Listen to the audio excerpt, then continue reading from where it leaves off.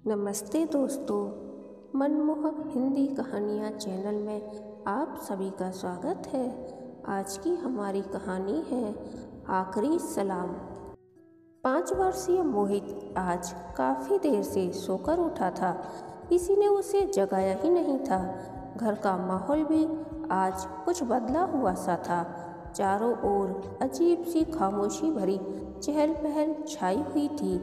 चाचा चाची, मामा मामी, बुआ फूफा और जाने कितने रिश्तेदार घर में मौजूद थे। सबको देखकर मोहित का चेहरा खिल उठा, किंतु आज किसी ने भी उसे गोद में उठाकर प्यार नहीं किया। वह हेमंत चाचा, विकास मामा या रीता मौसी जिसके पास भी गया, उसने सिर्फ उसके बालों को सहला दिया और आगे बढ़ गई। किसी ने उससे बात नहीं की। ऐसा लग रहा था जैसे सभी बहुत व्यस्त हैं। सभी का बदला व्यवहार और चेहरों पर छाई खामोशी मोहित को अजीब सी लग रही थी। वह टहलता हुआ बाहर आया। वहाँ का भी माहौल बदला हुआ था। घर के बाहर सड़क पर जहाँ तक दृष्टि जाती थी, ऊंचे ऊंचे तोरण द्वार बने हुए थे। आसपास के मकानों को भी झंडियों से सजा दिया गया था। मोहित को याद आया कि इससे मिलती जुलती सजावट पिछले वर्ष हेमंत चाचा की शादी में हुई थी, किंतु आज तो किसी की शादी नहीं थी। फिर इतनी सजावट क्यों? वो चाहकर भी अपने प्रश्न का उत्तर नहीं खोज पाया। तभी उसे अपना 10 वर्षीय बड़ा भाई रोहित आता दिखाई पड़ा।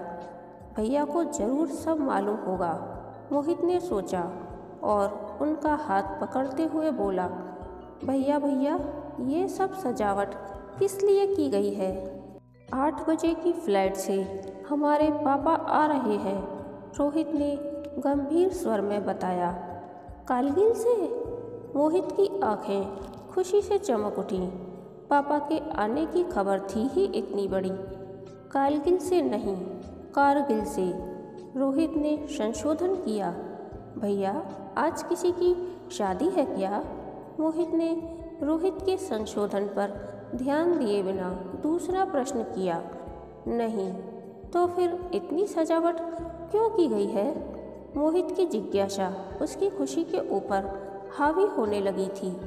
यह सुन रोहित के चेहरे पर विचलित होने के चिन्ह दिखाई पड़ने लगे।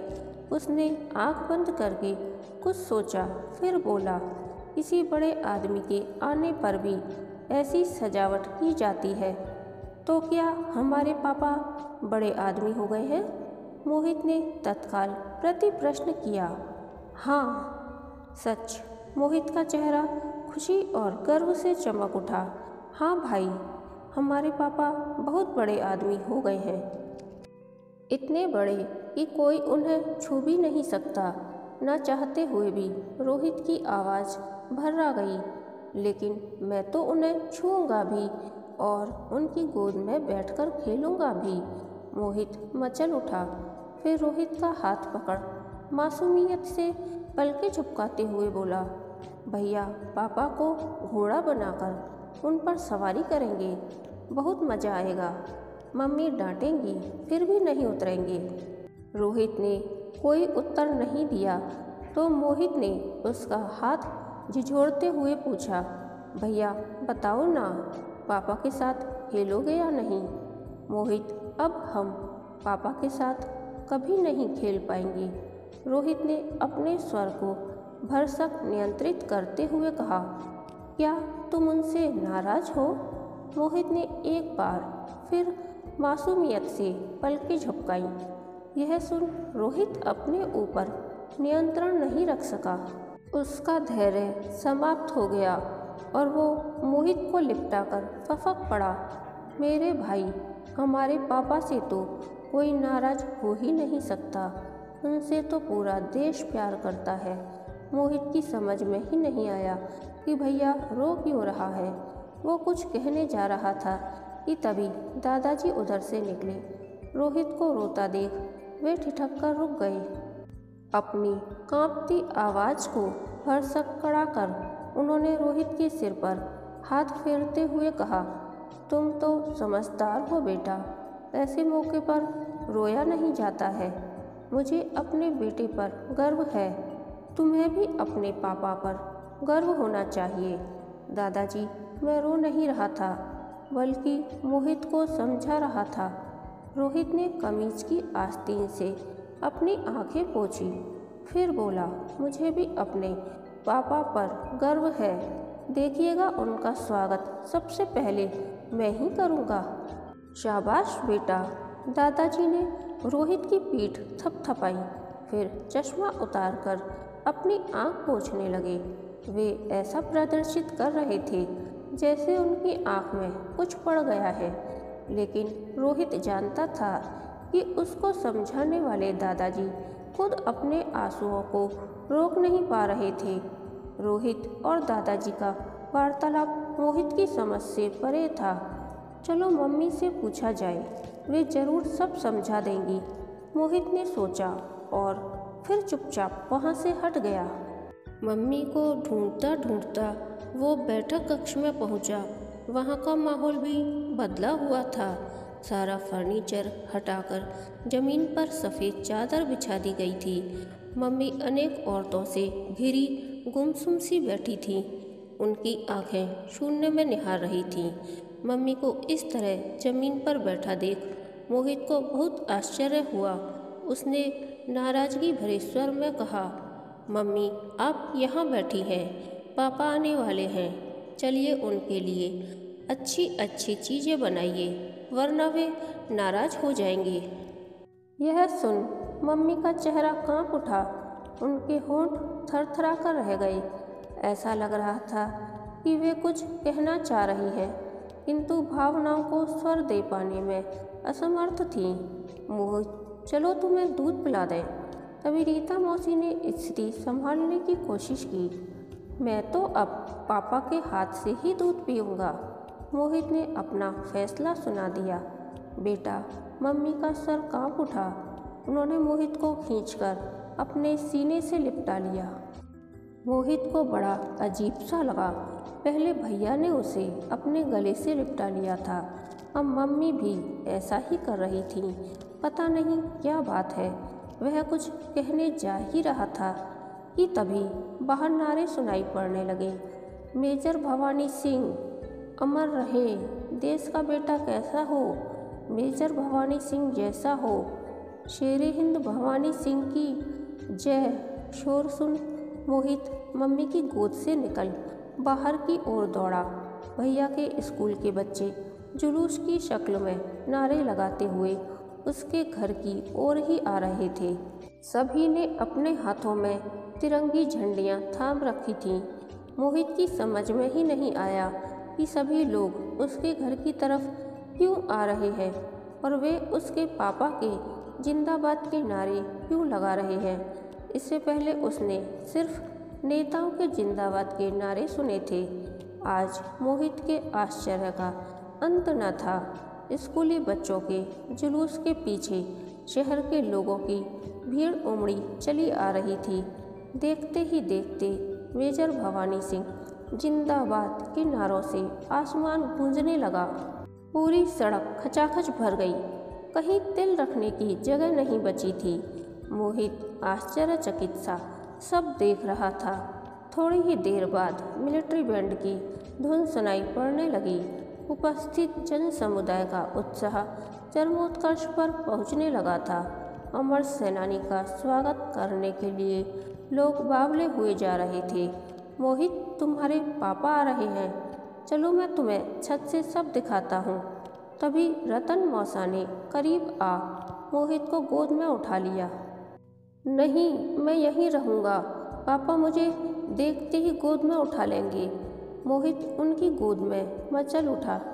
तुम यहाँ भीड़ में दब जाओगे, मेरे साथ छत पर चलो, रतन मौसा ने शांत स्वर में समझाया और उसे लेकर छत की ओर चल पड़े। मौसा जी, पापा दिखलाई क्यों नहीं पड़ रही हैं? उसने छत पर पहुंचकर दूर दूर तक दिख रहे विशाल जन समुदाय पर दृष्टि दौड़ाते हुए पूछा। वो देखो, उस ट्रक में तुम्हारे पापा आ रहे हैं। मौसा ने उंगली उठाते हुए इशारा किया। फूलों से लदे ट्रक में पापा को खोज पाने में मोहित की आंखें असमर्थ थीं।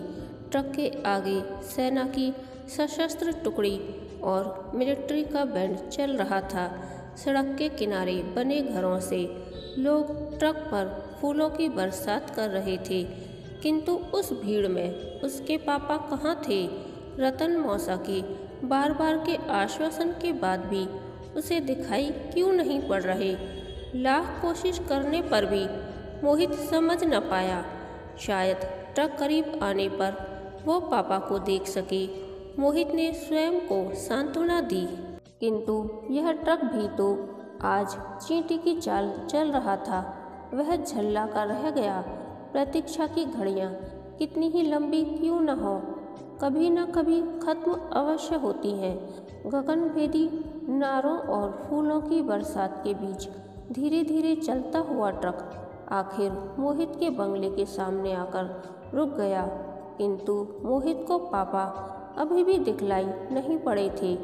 तभी औरतों की भीड़ में घिरी मम्मी और दादी दिखलाई पड़ी। रोहित भैया भी वहीं खड़े थे। मम्मी अपने हाथों में पूजा की थाली लिए हुए थीं। दादी ने अपने कांपते हाथों से माचिस की तीली जलाकर थाली में रखे दीपक को जला दिया। मम्मी ने अपनी हथेली की ओट देकर दीपक की कांपती लौ को अच्छी तरह प्रज्वलित हो जाने दिया। फिर थाली रोहित भैया को पकड़ा दी। रोहित भैया का हाथ कांप रहा था। वो थाली को ठीक से संभाल नहीं पा रहे थे।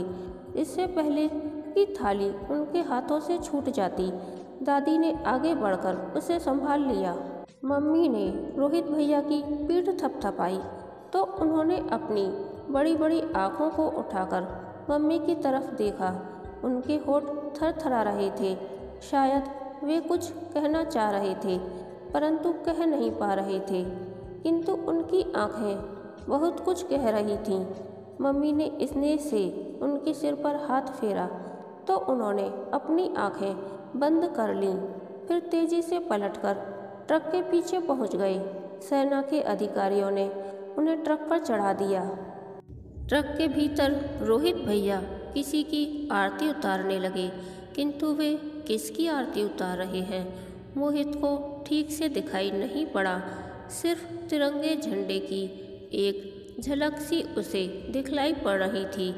जरूर तिरंगे के भीतर भगवान होंगे, क्योंकि आरती तो भगवान की ही उतारी जाती है। मौसा जी, क्या ट्रक के भीतर भगवान है? उसने पूछा। हाँ बेटा, ट्रक के भीतर भगवान ही है, रतन मौसा ने शांत स्वर में बताया। आप जानते हैं कि भगवान कौन होता है? मोहित ने अपनी बड़ी बड़ी पलकों को झपकाते हुए दूसरा प्रश्न पूछा। हाँ बेटा, भगवान वो होता है जो हमारी रक्षा करता है। इस ट्रक के भीतर जो है उसने हमारी और हमारे देश की रक्षा की है, इसलिए वो भगवान ही हुआ। बताते बताते रतन मौसा फफक पड़े। उनका धैर्य समाप्त हो गया था और वे अपने को संभाल नहीं पाए। मौसा जी, क्या आप हमसे गुस्सा हो गए हैं? नहीं तो फिर आप रो क्यों रहे हैं? क्या मैंने कोई गलत बात कह दी? मोहित सहम उठा। नहीं बेटा, गलत तुम नहीं, बल्कि ये बेदर्द आंसू हैं जो खुशी हो या गम हर जगह बिन बुलाए मेहमान की तरह चले आते हैं, रतन मौसा ने अपनी आंखें पोंछते हुए बताया। इस बीच रोहित भैया ट्रक से नीचे उतर आए थे और सेना के अधिकारी ऊपर चढ़ गए थे। 4 अधिकारियों ने अपने कंधों पर चारपाई जैसी कोई चीज उठा ली थी। उस पर तिरंगे झंडे में लिपटा हुआ कोई लेटा था। शायद भगवान की मूर्ति होगी, मोहित ने सोचा, क्योंकि रोहित भैया उन्हीं की तो आरती उतार रहे थे। सेना के अधिकारियों के ट्रक से नीचे उतरते ही जयघोष काफ़ी तेज हो गया था। तिरंगे झंडे में लिपटे भगवान के दर्शन करने के लिए लोग बावले हुए जा रहे थे, किंतु सेना की सशस्त्र टुकड़ी ने उनके चारों ओर घेरा डाल दिया था। सधे कदमों से सेना के अधिकारी बंगले के भीतर आए। विशाल लॉन में सफ़ेद चादर से ढके छोटे से मंच पर उन्होंने तिरंगे झंडे में लिपटे भगवान को सावधानी से लिटा दिया। अरे, ये तो मेरे पापा हैं! मोहित आश्चर्य से चौंक पड़ा। तिरंगे झंडे से पापा का गौरवमयी चेहरा बाहर झांक रहा था। लेकिन पापा सो क्यों रहे हैं? उन्होंने तिरंगा क्यों ओढ़ रखा है? रतन मसा तो बता रहे थे कि ट्रक के भीतर भगवान है, तो क्या पापा भगवान हो गए हैं? तमाम प्रश्न उसके दिमाग को मथने लगे। उससे रहा नहीं गया। वह रतन मौसा की गोद से उतर तीर की तरह नीचे भागा। आंगन में काफ़ी भीड़ थी। भीड़ को चीर वह बहुत मुश्किल से लॉन तक पहुंच पाया। वहां अब तक लंबी पंक्ति बन चुकी थी। लोग बारी बारी से उसके पापा के पैरों तक जाते और अपने हाथों में पकड़ी माला उन्हें अर्पित करते, उनके पैरों पर शीश नवाते, फिर फौजी ढंग से सलाम करके आगे बढ़ जाते। सफ़ेद खादी पहने नेता, वर्दीधारी सेना के अधिकारी, सूट बूट पहने बड़े आदमी और साधारण नागरिक सभी उस पंक्ति में खड़े हुए थे।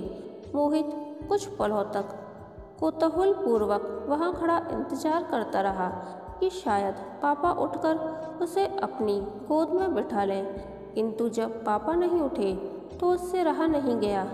वह दौड़कर उनके करीब पहुंचा और अपने नन्हे नन्हे हाथों से उनके चेहरे को पकड़ते हुए बोला, पापा उठिए, मेरे साथ खेलिए। पापा ने कोई प्रतिक्रिया व्यक्त नहीं की तो वो उनके चेहरे को झिझोड़ते हुए बोला, पापा मैं मोहित हूँ, आपका मोहित। आप मुझसे बोलते क्यों नहीं? क्या आप मुझसे नाराज़ हैं? पापा को चुप देख उसका धैर्य समाप्त होता जा रहा था। वह भर्राए स्वर में बोला, पापा उठिए, मुझसे बातें करिए। मैं वादा करता हूँ कि अब मैं राजा बेटा बन जाऊँगा। मम्मी को कभी तंग नहीं करूँगा, समय से दूध पी लिया करूँगा और खूब मन लगा कर पढ़ूँगा। प्लीज़ आप बस एक बार मुझसे बात कर लीजिए। सभी कर्तव्य विमूढ़ से हो गए। किसी की समझ में नहीं आ रहा था कि इस नन्हे बच्चे को कैसे समझाएं। तभी हेमंत चाचा को कर्तव्य बोध हुआ। उन्होंने आगे बढ़कर मोहित को गोद में उठा लिया। बेटा, तुम्हारे पापा हम सबसे बहुत दूर चले गए हैं। वे अब हम लोगों से कभी बात नहीं कर पाएंगे। झूठ बोल रहे हैं आप, मोहित चीख पड़ा। मेरे पापा कारगिल गए थे। मुझसे फ़ोन पर कहा था कि वे अपनी गन से ढेर सारे दुश्मनों को मार गिराएंगे और मेरे लिए ढेर सारे मेडल जीत कर लाएंगे। मेरे पापा कभी झूठ नहीं बोलते। वे मेरे लिए ढेर सारे मेडल ज़रूर जीत कर लाए होंगे। वे सो रहे हैं, उठाइए उन्हें। बेटा, तुम्हारे पापा ने झूठ नहीं कहा था। उन्होंने अकेले ही 20 दुश्मनों को मार गिराया था। उनकी वीरता की वजह से ही हमारे देश को एक महत्वपूर्ण विजय प्राप्त हुई है। पूरे देश को उनके ऊपर गर्व है। उन्हें ढेर सारे मेडल भी मिलेंगे। लेकिन हेमंत चाचा का स्वर भर्रा उठा। वे चाहकर भी अपनी बात पूरी नहीं कर पाई। लेकिन क्या? मोहित का स्वर गंभीर हो गया। वो अब कुछ सतर्क भी हो गया था। लेकिन भागते हुए दुश्मनों ने उनके सीने में गोली मार दी। हेमंत चाचा फफक पड़े। बात काफ़ी हद तक मोहित की समझ में आने लगी थी। हेमंत चाचा की गोद से उतरकर उसने चारों ओर दृष्टि दौड़ाई। सभी की आंखों से अश्रुधार बह रही थी। सिर्फ दादा दादी, मम्मी और रोहित भैया अभी चल खड़े थे। उन्होंने अपने होठों को सी रखा था। उनकी आंखों में एक ज्योति चमक रही थी। सधे कदमों से वह रोहित भैया के पास पहुंचा और उनका हाथ थाम कांपते स्वर में बोला, भैया, क्या हमारे पापा मर गए? रोहित के होंठ एक बार फिर थरथराकर रह गए। वह स्वीकृति की मुद्रा में सिर हिलाने जा ही रहा था कि मम्मी ने आगे बढ़ मोहित को अपने कलेजे से लिपटा लिया। न बेटा ना, शहीद कभी नहीं मरते। मातृभूमि के लिए प्राण न्यौछावर कर वे हमेशा के लिए अमर हो जाते हैं। उनकी आत्मा देश के कण कण में बस जाती है। तुम्हारे पापा हमेशा हमारे पास रहेंगे। वे कभी हमसे दूर नहीं जा सकते। हमें उन पर गर्व है। लेकिन फिर सभी लोग रो क्यों रहे हैं? मोहित ने सहमते हुए पूछा। ये रो नहीं रहे हैं, बल्कि अश्रु गंगा से तुम्हारे पापा के चरण कमलों को धो रहे हैं, दादाजी ने समझाया। बड़ों का दर्शन भला उस मासूम की समझ में क्या आता, किंतु वह अपने छोटे से अनुभव से काफ़ी कुछ समझ गया था। अपनी भावनाओं को व्यक्त करने के लिए उसके पास शब्द रूपी यंत्र न थे, अतः मौका देखकर चुपचाप वहाँ से खिसक लिया। भीड़ को चीरता हुआ वह अपने कमरे में पहुंचा। उसकी आंखों में वह दृश्य घूम रहा था जब पिछले महीने उसके जन्मदिन पर पापा उसके लिए मिलिट्री वाली ड्रेस लाए थे। उसे पहनकर जब वह उनके सामने आया था तो पापा ने जोरदार सैल्यूट मारते हुए कहा था, अरे वाह, मेरा बेटा तो अपने पापा की ही तरह फौजी बन गया। बड़ा होकर वो भी दुश्मनों को मार भगाएगा। घड़ी की सुइयां धीरे धीरे आगे बढ़ रही थीं। 12 बज चुके थे। 2 बजे पूर्ण राजकीय सम्मान के साथ मेजर भवानी सिंह का अंतिम संस्कार किया जाना था। परिवार के सदस्य एक एक करके उनके अंतिम दर्शन कर रहे थे। रोहित, उसकी मम्मी, दादाजी और दादी जी ने गजब की दृढ़ता का परिचय दिया था। उनकी आंखों से आंसू का एक भी कतरा बाहर नहीं निकला था। वे कायरों की तरह रोकर शहीद की शहादत का अपमान नहीं करना चाहते थे। अरे मोहित कहाँ है? बुलाओ उसे, वह भी तो अपने पापा के अंतिम दर्शन कर ले। तभी किसी शुभ चिंतक ने कहा। सभी की आंखें मोहित को खोजने लगीं, किंतु वो वहाँ नहीं था। अचानक कुछ हलचल सी हुई। सभी ने देखा, वीर का बेटा वीरों की तरह मिलिट्री की वर्दी पहने सधे कदमों से बाहर आ रहा था। उसकी चाल में गजब की दृढ़ता थी और चेहरे पर भरपूर आत्मविश्वास झलक रहा था। उसे देखते ही भीड़ काई की तरह फटने लगी।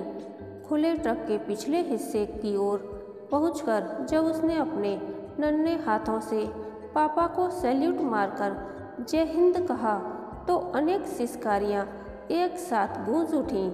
मेजर भवानी सिंह अमर रहे कि जयघोष से एक बार फिर आसमान गूंजने लगा। फूलों से सजा ट्रक अमर शहीद के पार्थिव शरीर को लेकर अंतिम यात्रा की ओर चल पड़ा। दृष्टि से ओझल हो जाने तक मोहित अमर सेनानी को आखिरी सलाम देने की मुद्रा में खड़ा रहा। उसके बाद मम्मी ने उसे उठाकर अपने कलेजे से लिपटा लिया। मोहित भी पूरी शक्ति से उनसे लिपट गया। दोनों एक दूसरे को सहारा देने की कोशिश कर रहे थे। अमर शहीद के जय घोष से आसमान अभी भी गूंज रहा था। कहानी के अंत तक बने रहने के लिए धन्यवाद। यह कहानी आपको कैसी लगी, प्लीज़ कमेंट करके बताइए।